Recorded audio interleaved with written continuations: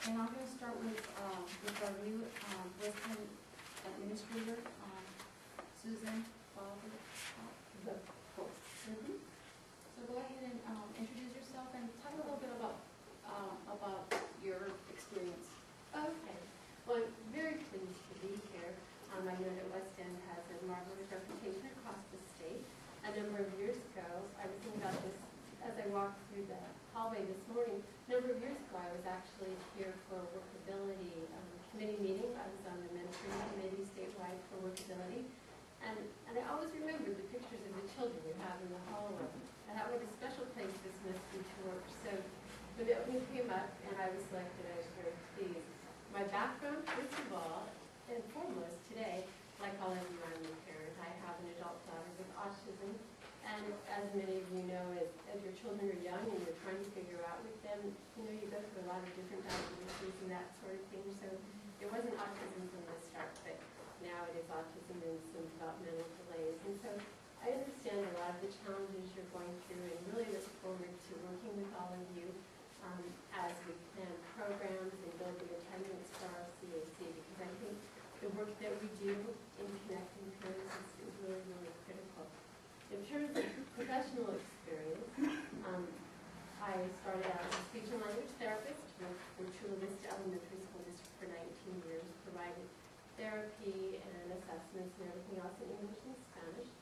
And then when my daughter was going to high school, we lived out in another area of San Diego County. I decided that I wanted to go to a high school district to be closer to where she was going to be, and there was an opening in the high school district that I attended. So I say we graduated high school together, and I worked there for 5 years as assistant director. And then there was an opportunity to go to the State Diagnostic Center in Central California to be the director. So I did that and then worked in the Central Valley for 8 years. And the most recent job I had there was SELPA director for Kings County. And then a couple of years ago, I returned to San Diego as the SELPA director for North Inland. And had a lot of wonderful opportunities, provided some added authorization for autism programs, did a lot of training in the area of transition, oversaw workability programs for the entire county. Just have had a lot of opportunities to develop trainings, work with a lot of people, and I always value working with the parents especially, so I look forward to working with all of you, and thank all of you for the time that you take to volunteer to make a difference, not only for your own child, but for other children in the area. Thank you, Susan. Edith, yes, we're doing introductions. Okay, I'm next. I apologize, you all got my email. It was hard to get off work earlier. I'm Edith Hidalgo, and I'm their representative for Chafee. I have 2 sons, one with autism, one with no autism, that keeps them busier. And I'm happy to be here today. Welcome. Nice to meet you. You too. Thank you, Martina. I'm Rose Ferrandi. I'm the parent representative for Upland Unified. I have 2 daughters in college-age daughters, and my son is a senior, and he has autism. And welcome. My name is Sharon Holt. I'm a parent representative from Altamont School District. I have 3 children. My youngest has Down syndrome. I'm Kuka Mukherjee, parent representative from Chino Valley. My son, who is a rising sophomore in Chino Valley, he has autism, and I have a daughter who's will be a freshman in college, and she's going up to Northern California. We'll see what that's like, but I'll still be here. I'm Karen Johnson, administrative assistant here at the West End WESELPA.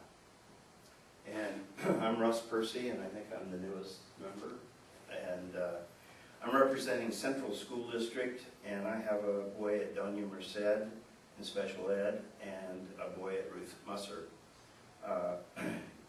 in the middle school at Ruth Musser. I'm on the school site council for the Central School District. I've been on that at Doña Merced, and I've been on that for 7 years, and I'm the chairman now. And I've been on several committees for the Central School District, and I'm president on several. Now, my background, I was 35 years in the Alhambra School District. First 10 years, I was a science teacher, at San Gabriel High School, which is, even though there's a San Gabriel School District, San Gabriel High School is in the Alhambra School District. So anyway, I was the science department head at San Gabriel High School, science math.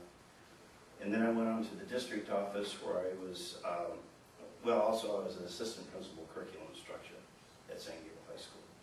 And then I went to the district office and as a director of curriculum instruction, and then assistant superintendent of curriculum and instruction, and then associate superintendent of curriculum instruction. And I retired in 1998 as associate superintendent after 35 years in the Alhambra School District and 26 years as an administrator.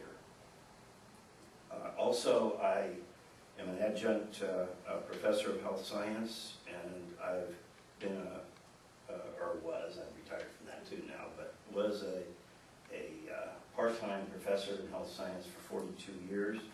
The last 17 years at Cal State Long Beach, and 24 years at Cal State LA, and 9 years at Northridge. Now, if you really quickly figure it out, that's more than 42 years, so I taught at 2 of them at the same time. People are, wait a minute, you said 42? You know, so you mathematicians anyway, it was 42 years. I've written and sold 21 publications on education and health science, 14 of them books, so that's kind of a bit about my background. Talk about multitasking. We found that we have roots in common. I was in the same SELPA with San Gabriel SELPA in Alhambra, and I was in the Barbie School District at the time, where I worked for about 10 years as assistant superintendent and student services. And before that in Chino, worked in Chino as a school counselor, assistant principal, and then director of student services when I left. And I just retired from Cal State LA after 24 years teaching at Cal State LA in counseling and school administration. Currently in private practice, teaching part-time still at Cal State LA as Russ did, and we'll be there for another 3 years, beyond 4 years. I just finished my first. So I'm FERPing, what they call FERPing, which is early retirement, which means I get to go and teach and not do any meetings at all. So that's me. Can you believe, though, we sat next to each It other? is amazing. I mean, it's that small world. Diane Harmon, who's the SELPA, or the district assistant superintendent of special education, we used to do a lot of consulting, and it's on his name, he rang a lot of bells. So I asked him if he did the SAR meetings, and yes, he did. So that's how I knew of him. Anyway, I have a son in special education who is autistic. I'm Dawn Miller. I'm currently an assistant principal at Solorio Elementary School in the Anahuac School District. Special ed is my background, so I've been in it forever and ever and ever. How many more years than I really care to share? Yeah, over 30 years. And it's still in my heart and will always be in my heart. My name is Nicole King. I'm a special education teacher with Anahuac School District at Wesley Church. I've been teaching special education for going on my 11th year now. Started off with the life skills, moderate to severe group in kindergarten, first grade. Welcome. I'm Martina Ortega, and I'm the chairperson. I'm a representative for Ontario First School District. I have 3 kids. One of them is typical and he's going to college late August. I have a sophomore with autism, seizure condition, ADHD, and other issues, and a daughter with slight problems, but it's still a problem. And that's it. I'm just awed as well as our next meeting. What an amazing group. Could we ask who's in the audience today? So I'd love to. Starting with Amy. I'm Amy Foodie, Program Manager here at the West End SELPA. Mónica González, mamá de Ángel, un niño especial y 2 muchachas y un niño en el 8º grado. No le escuela va. ¿Ah? ¿Y a qué escuela va? Oh, disculpe. Alejandro va a Serrano Middle School y Ángela Lincoln Elementary. I'm Angel's sister, and I come in the Monday to meetings and workshops and stuff. And I'm Peter Adler, and I work with Educate Advocate and conflict with Amy from time to time. And As I'm nicely as possible. Christy Renee Spalter-Burchett, and I'm a parent of a special needs child in Central School District. Thank you. And now we're going to move on to the review of the agenda for August 14th, 2012. Oh, I'm sorry. Yeah, you know what? We're going to, Susan wants to discuss a new procedure, and it's called the parking lot, and she's going to explain further what it says. I just wanted to share something that we're going to try putting in place for each of our governance committees, for the CAC, for the PAC starting tomorrow, and then our back committees, the Fiscal Advisory Committee, and then the Superintendent's Committee. I think it would be pretty obvious that most of us know that there are a lot of instances that one can see on YouTube where it appears that maybe we need some help with a process at some of our meetings to look at how are we listening to what our audience has to say, and how are we then going back and checking to make sure that we have a plan in place to address what's been said, and then are we coming back to that to put closure on it. And so my thought was this. Oftentimes you're in a meeting and you hear about a parking lot, and so if somebody brings something up and maybe it's not right on topic with what we're discussing, we want to honor that that was said, so we put it on the parking lot.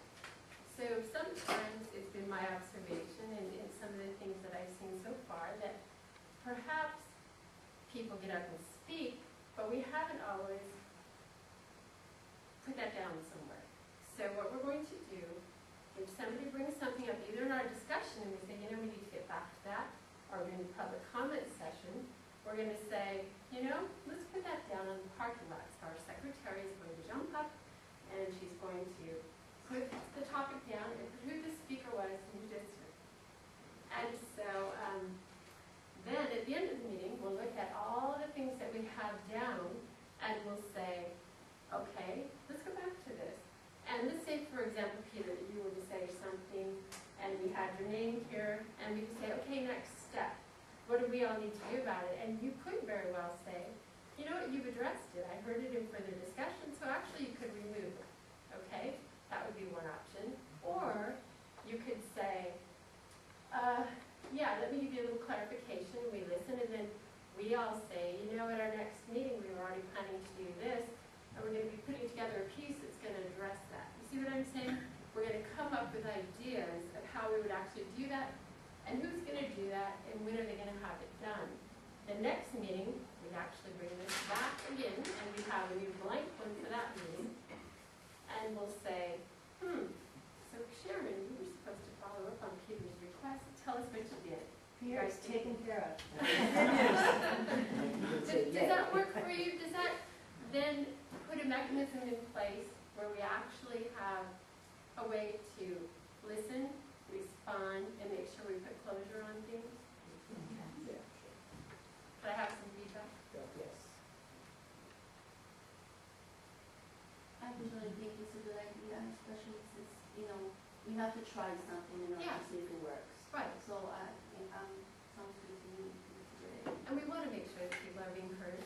And so that's our thought on that, and that's what we're going to do at all meetings. So then the audience that comes to each of the meetings will know that that's what they can expect, and that's the process that we'll be using to address every problem. I have another question. So if say it has to do with my district, and of course I would hate to give the wrong information to my speaker. I think that this helps because if we don't have an answer, we want to clarify and do the research first. Right. As opposed to just, sometimes I have found where somebody wants an answer at that moment, but we don't want to be rude.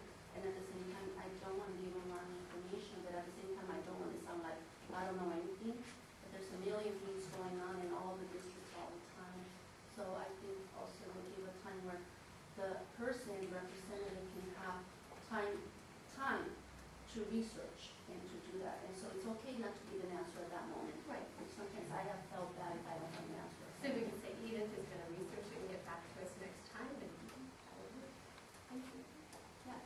think it's a wonderful idea. This way, it's on paper, it gets addressed one way or another.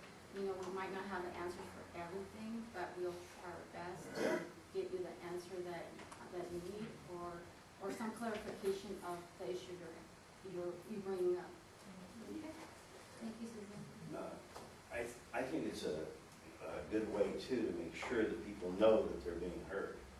One, and two, I think that's great because I wouldn't want to give an answer for Central School District until I had a chance to check and make sure I had the right answer with the right information.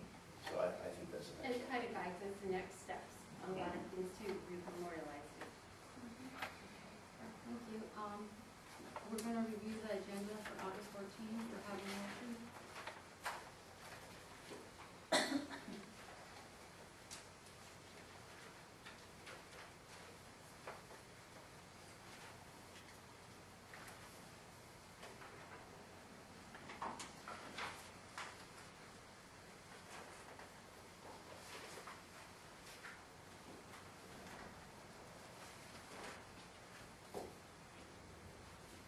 Make a motion to accept the.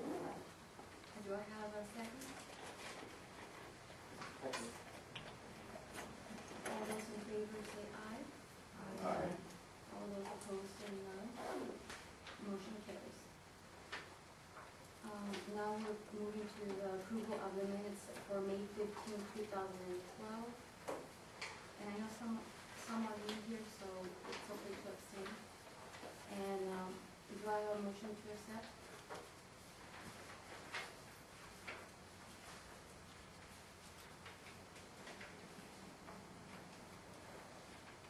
I'll make a motion to accept. And do I have a second? Second. All those in favor say aye. Aye. All those opposed say no. Aye. Motion carries. Sharon, can you review the members' attendance, please? Sure. In attendance today, I have Sharon Knowles, Russell, Edith, Poon Poon, Marcel, Donna, Nicole, Martina, Rose. I have Marla's unable to attend. She's having her daughter-in-law is having her first grandchild right now. An excused absence, and I have not heard from Mendoza. Sharon, she called me. She wasn't able to get time off work, so she's excused.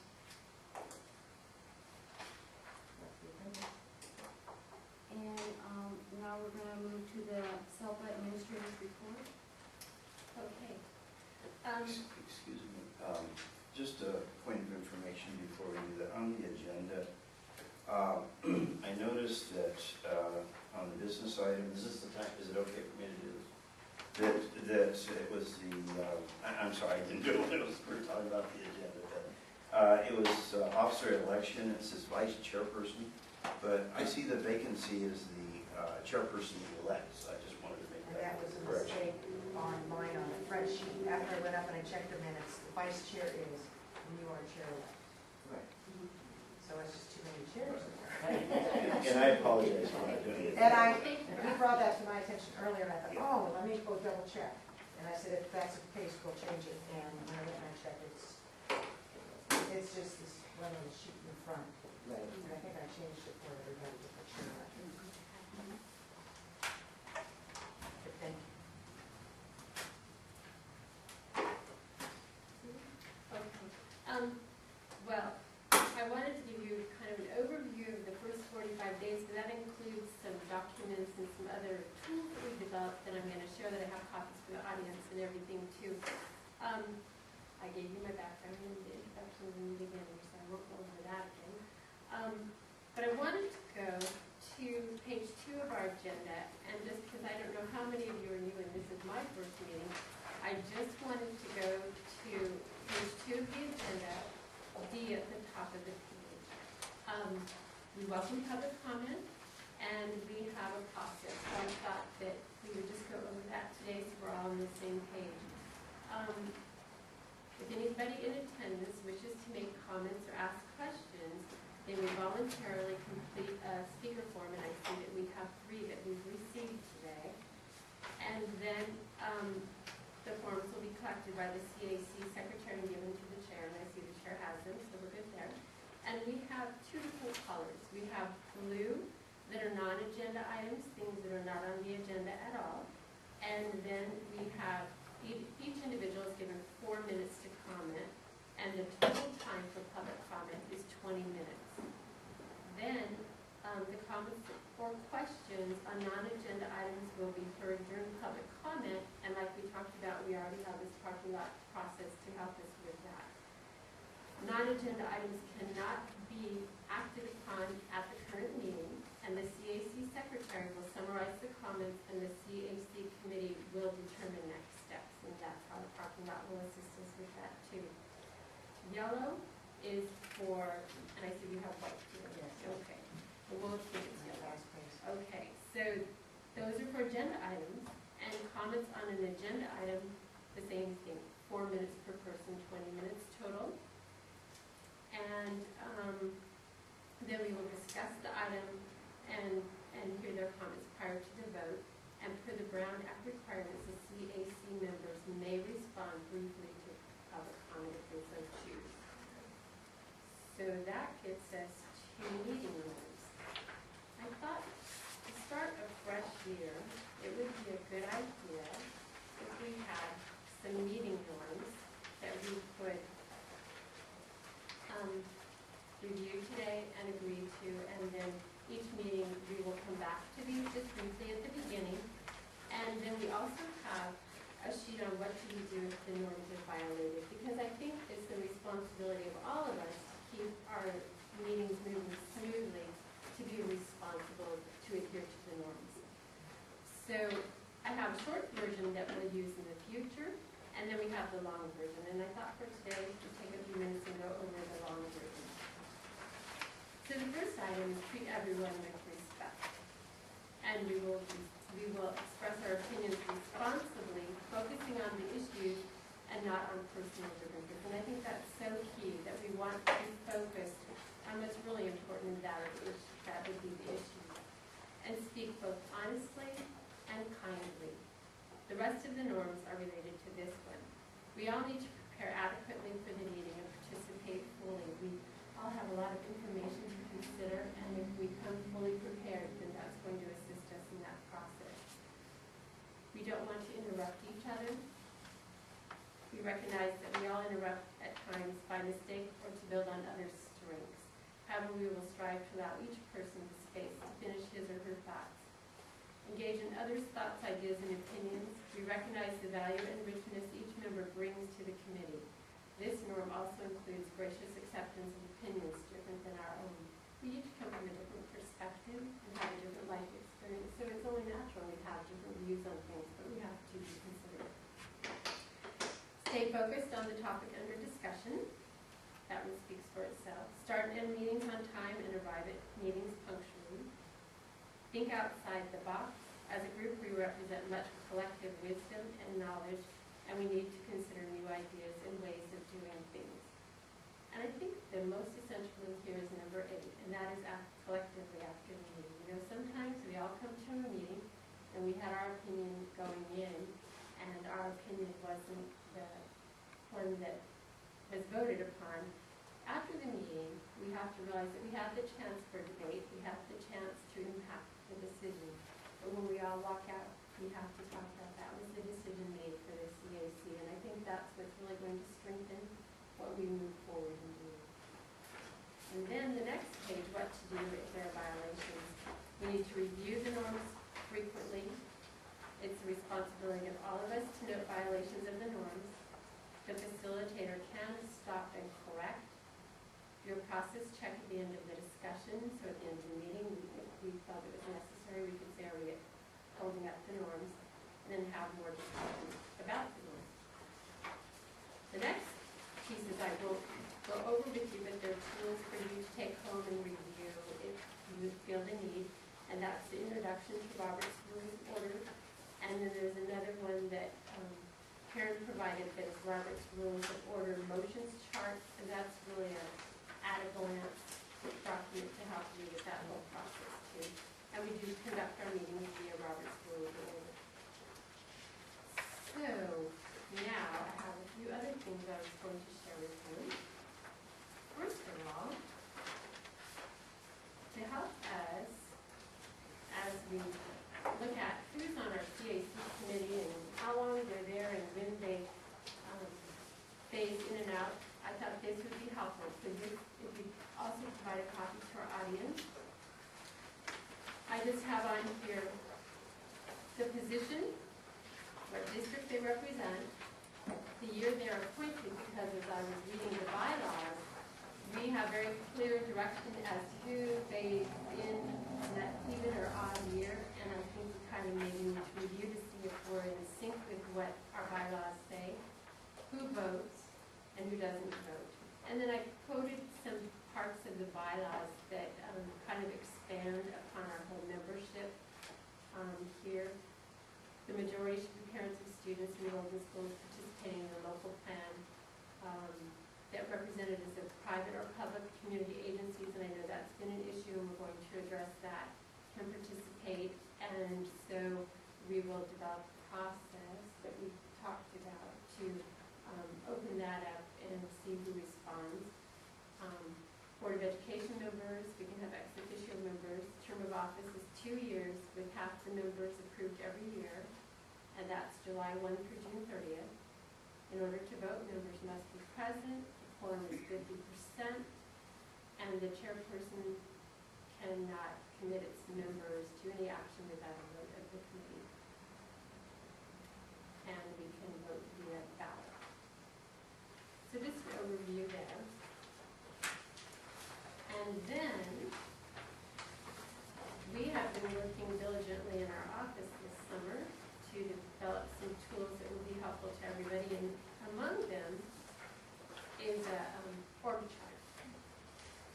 And I thought it would be helpful for people to see, first of all, what are the departments within the WESELPA, and then the names of the employees in each of those departments.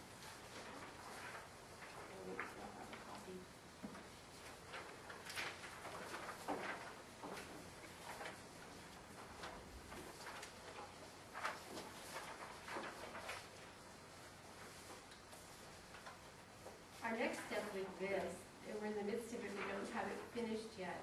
Each department is then expanding this to include what are their roles and responsibilities. And so once we have that completed, then we'll share that out too. But I think WESELPAs are mysteries across the state. You know, it's hard for people to understand exactly the role of a WESELPA, and there are 125 WESELPAs, and they're all set up differently with their allocation plans and everything. So I think the more we can clarify what a WESELPA does versus what a district does, I think will be beneficial to all of us. So more to come on that.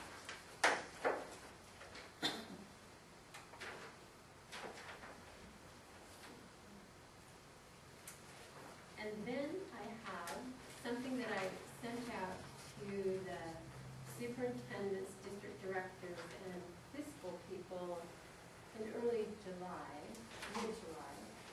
And this is a newsletter that I prepared after I went to the coalition and state WESELPA meetings. And so I'd just like to go over a little bit of the information on here with you today to update you on some critical issues.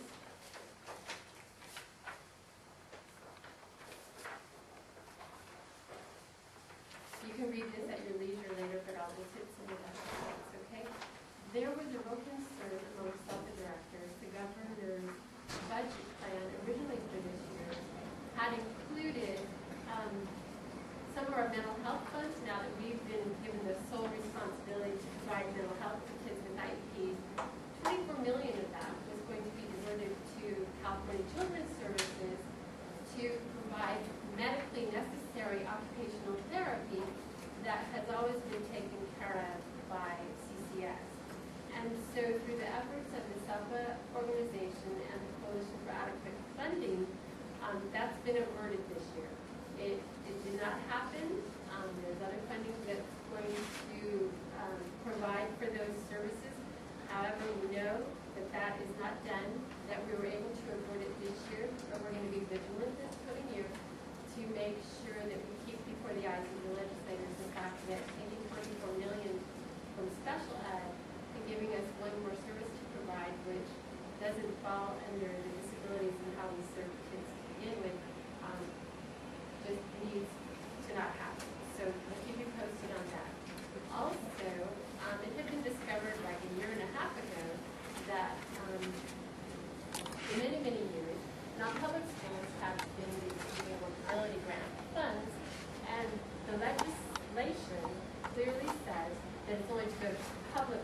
So there was a lot of concern that, that needed to be resolved. So as of this year, originally, the funds were going to come back to the public schools, and they were going to be able, for once, to open up grants, because there are a number of high schools across the state that don't have workability grants. And so that was going to open up that opportunity. Then the question was, we still have kids in non-public schools who need to have those services if they're on an IEP. So what remained to be resolved was, then does the district of residence provide those services or whom? So we don't know how that's all going to shake out, but what happened in the end, as you can see midway down the page, workability grants have been open to charter schools, state special schools, so that's the schools for the blind and the schools for the deaf, non-public, non-sectarian schools, as well as school districts and county office of education. So they opened up the grant process and have actually expanded rather than decreased who can get the grant. The bottom of the page, you see a little chart, and you can see that in 11-12 are P2 ADA. So we take average daily attendance twice during the year, and that's how a lot of our funding is determined, was 117,164 across our 10 districts. And so in 12-13, our mental health funding through WESELPA, which then, as you know, gets distributed via our allocation plan, was $7,729,000 and some change. A couple of years ago, I'm sure you've probably heard this story before, but if you haven't, I'll just share it with those of you who might not have heard it. When we first inherited all of the responsibility to provide the mental health services, we were saying, if we're going to provide the services, the money needs to come to us. And there was a lot of debate going on in Sacramento, and the director of special ed, Fred Malcolm, got a phone call, but he wasn't, well, he got the phone call and they said from the legislative analyst's office, if you can provide some data about how many students actually have special ed mental health services on their IEPs, then we think we've got some funding for you. And they were given 45 minutes to get the data. Well, their head data people had just walked out to go to the airport. So they had to go to those second people in line. Well, you know, we put in reports that we send to the state how many kids receive whatever services. And they went to those reports, they ran them, and if you had good data, you were lucky. If you had bad data, not so good. So most of us didn't have data that was perfect. And so what happened was that all of that funding that they found was allocated based on that data. So the people who had really good data got more money, and those who did not. Well, people have cleaned up their data since then, as you can imagine.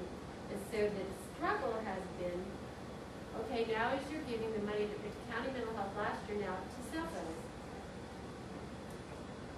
don't do it by average daily attendance, because we have good data and we don't want to lose that money. The districts who had bad data are saying, you know, we'd get a whole lot more if you do it on average daily attendance. So what they're doing this year and next year is they're going somewhere in the middle, and they're giving you the money, I think it's 1/3 on ADA and 2/3 on that dirty data. Don't quote me on that, because I have to go back and check it. But the bottom line is, if it were all in ADA, we'd be getting the $8 million this year. Next year and ongoing, it will be all in ADA, and we will have $8 million. The problem is we don't know how secure that funding is, so we'll continue to provide these services and hope that we can keep before the legislators the fact that that money needs to continue. The other thing on page 2 that I would share with you, the CDE convened a work group last year all about mental health, and it was the AB 114 work group, because AB 114 is the law that specifies what happens now for us to provide mental health services. They will be putting some new documents up on their AB 114 website on assessment and day treatment guidelines, on coordination of services and guidance, and frequently asked questions. So those are additional resources that will be available. Then at the bottom of the page, you have some updates about some pending legislation. The one that we were very concerned to hear about this summer is this SB 1746, the Family Law on Parentage. What it would do, if enacted, would change the Uniform Parent Act. And so, virtually, to put it in a nutshell, it sounds like there's no limit to how many parents a child could have. So, for us, so if a parent has been, if a child has had a step-parent, a foster parent, whatever, they can all be considered their parents. So the implication for us in special ed is notice of meeting and all those other things of, contacting parents and keeping parents informed. Who all does that extend to? So as you can imagine, we've taken an opposed position on that piece of legislation. AB 1705 Silva, that's to extend the Casey exemption for students with disabilities until the new alternative assessment is determined, and that one is scheduled to pass. AB 2370 and SB 1381 below are both about changing mental retardation to intellectual disability. Because in California, we still are behind the Gross's law that happened a couple years ago, but it's going to happen. And then AJR 24, Bonilla, is federal, proposing Student-to-School Nurse Ratio Improvement Act of 2011. And it just urges the members of California's congressional delegation to co-sponsor this whole request for more nurses for students. And finally, SB 1568, foster children, and it's all about transportation. As foster children move around, how the responsibility varies for transportation. Further down, I have some notes from the CDE report that we received from Fred Balcom. He usually comes to meet with us when we're in Sacramento, but he sent his written report to Sue Balk, the chair, this time. And the good news is, about 2/3 of the way down, you see significant disproportionality, and thank goodness we are not on the list for districts that are significantly disproportionate. But that's something we need to keep our eye on. In my previous stop in San Diego last year, there were a couple of districts that had pushed the button for multi-ethnic for the students' ethnicity, and if you have too many of those, it can throw you into disproportionality, and then you have to do all kinds of work on culture and all kinds of work. So we just want to make sure that our data is clean and that we're not over-identifying students in different areas and categories. And the final note I had is we were told by Fred Falcon that the CDE relies on the input and feedback from the State SELPA Administrators Association. They have really increased how much they listen to the state SELPAs to get a feel for what the pulse is within the district and SELPAs throughout the state. So in a way, what we hear here and at our program advisory committee, it all filters up to Sacramento, and they do listen, and I think that's good news. I'm almost done. I have some data to share with you too that I thought would be helpful, because we're looking at who are the parents and who are our students, and I think this data tells us quite a bit.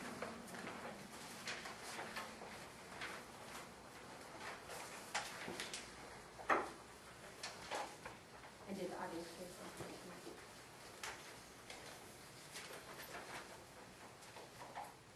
At the top of the page, you'll see how many students we have had identified as needing special education programs or services in our SELPA in the last 3 years.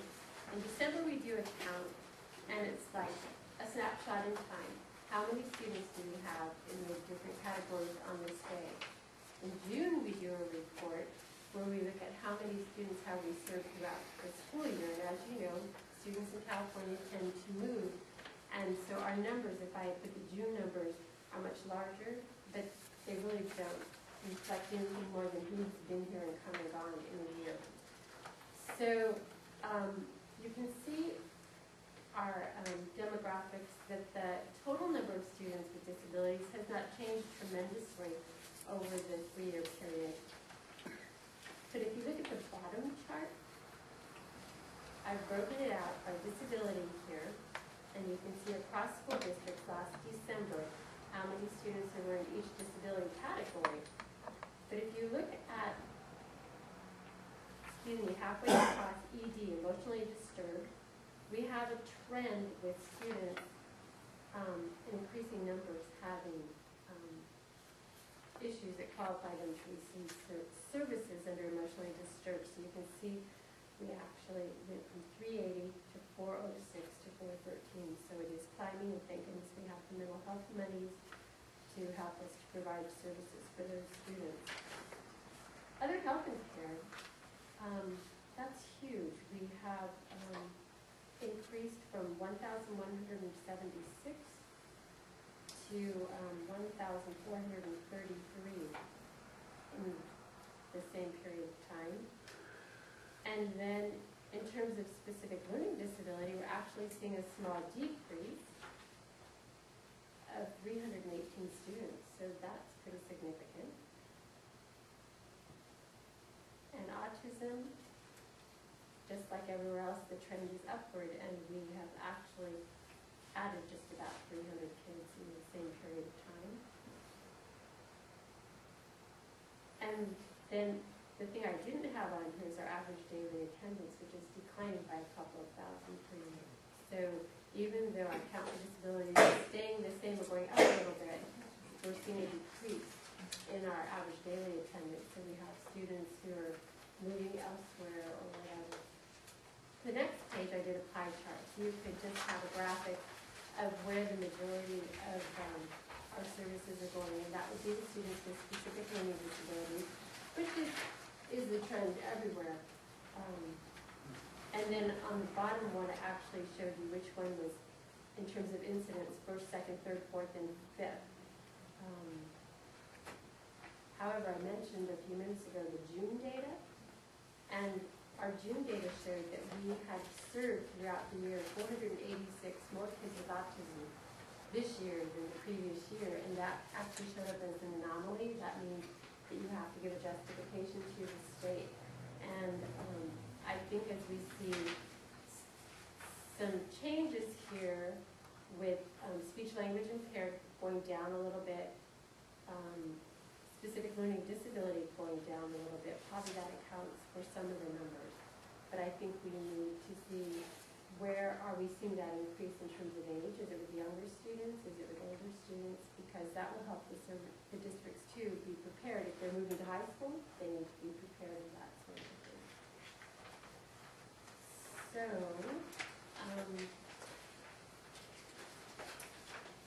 I had just a few other things I wanted to share with you, and then I'll be done. We have some bylaws, and you all have a copy of our bylaws. As I reviewed those with Martina and was sharing a couple of weeks ago, just, my first opportunity to take a good look at them, the first thing I did was do was page numbers. So I think that's one thing you need to do, that page numbers, and that'll be a simple fix. And the other item that's, again, I think it's not a reminder, but I would suggest that one of our subcommittees that we're going to form today will most likely have the task to look at the bylaws and update them. And there's one simple little change, just a couple of words.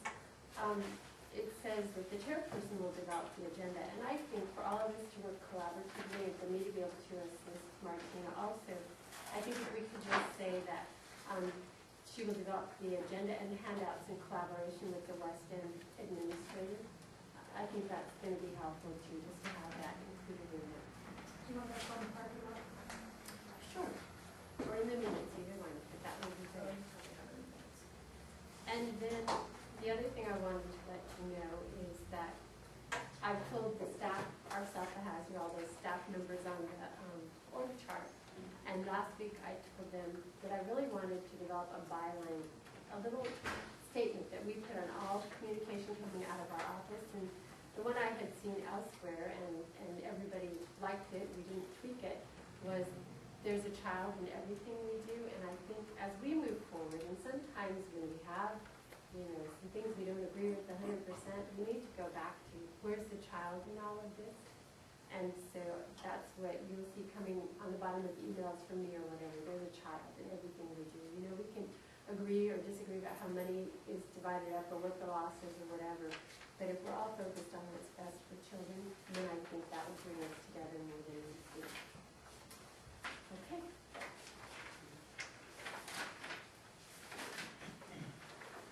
Oh, and I'm supposed to do the next one too, okay?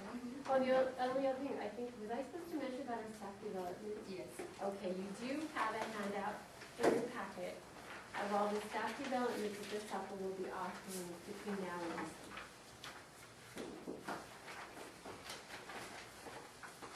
Okay, so the next item is comparison of compliance complaints. And you have a little chart that looks like this in your handout. So what I did, I could have just told you how many complaints we've had this year, what the outcome was, but I think it's good to compare to last year, just are we up, are we down, or whatever. So do you all have that sheet? Okay.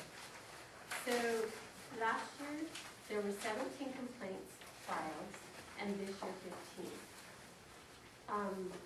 This year, we still have not received the report, the outcome from the CDE.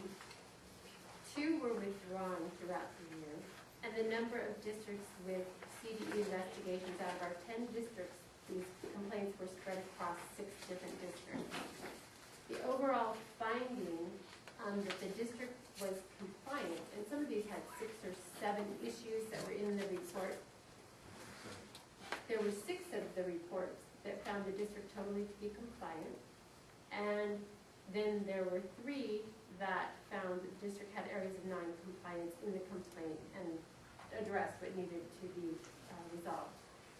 The number of issues last year was 33, this year 40. So even though we had 2 fewer complaints, we had 7 more issues. The findings that were in compliance out of the 40 were 16. The findings that were out of compliance were 4. The number of issues in the ones that were withdrawn were 8. So you say that still doesn't add up to 40, but we have 5 that we haven't heard back on, so that's where the other 12 are.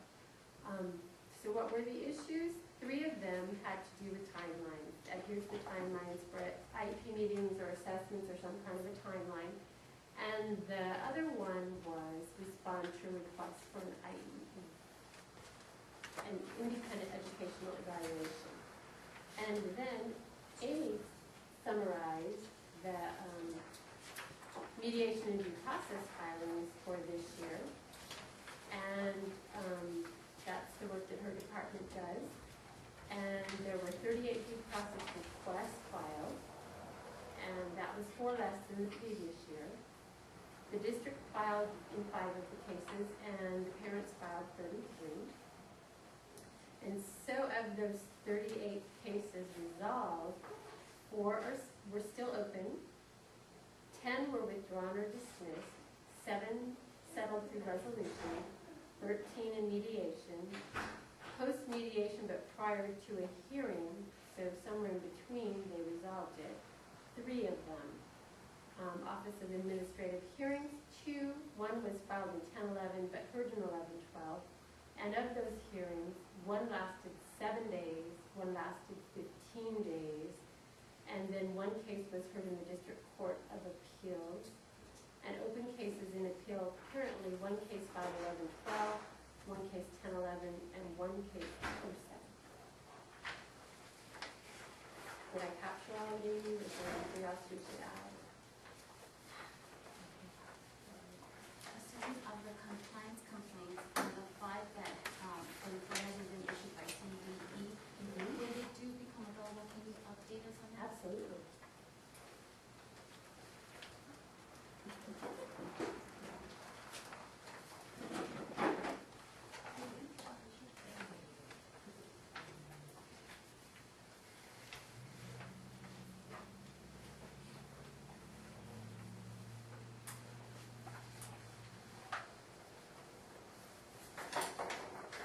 Next, I have my chairperson's goals and visions, that's C1.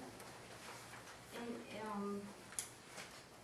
after coming to CEC meetings as a non-member, and then again as a representative on term of our school district, and then this time as my second term, I have seen where the parents that come here, there's distrust, there's issues, and I just want to, Susan is in the right path of getting a parking lot and having issues discussed and, maybe follow up with an answer. And I think that's a good, that's good that we're going to embrace the community, because that's what we're here for, because I represent Montero School District, but I also have a lot of parents that call me. And if you look through my goals, and of course they're not perfect or anything, I just feel like if these goals, if we go ahead and adopt these goals, the community will be better informed, will be able to see that we do care, and that we might not have answers to everything, but we are willing to try. And I don't know if you want to go through them and, go ahead and criticize and go ahead and say whatever you want. I mean, I think this is a forum where, we're all different individuals, and we all come from different cultural backgrounds, and it's okay.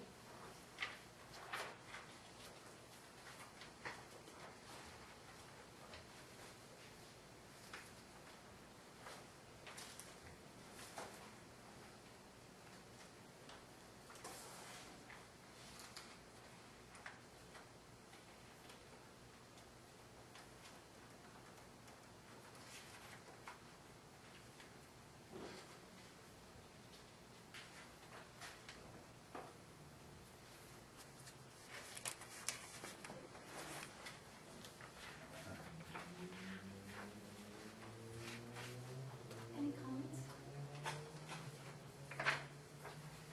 That sounds good. Anyone who wants to pursue or collaborate with you? And Martina and I had a discussion. I think I agree with you. These are all things to strive to accomplish. I think to be able to say at the end of the year, how did we meet those goals? We need to have something we've already talked about. If the committees will have work, specific work to do, so we'll all kind of show that we've done it.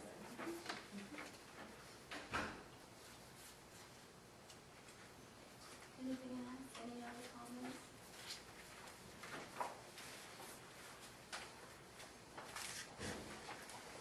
So I think if we're saying these are your goals, and then as a CAC, we'll have neutral goals to the CAC. Right. Well, that's an action items.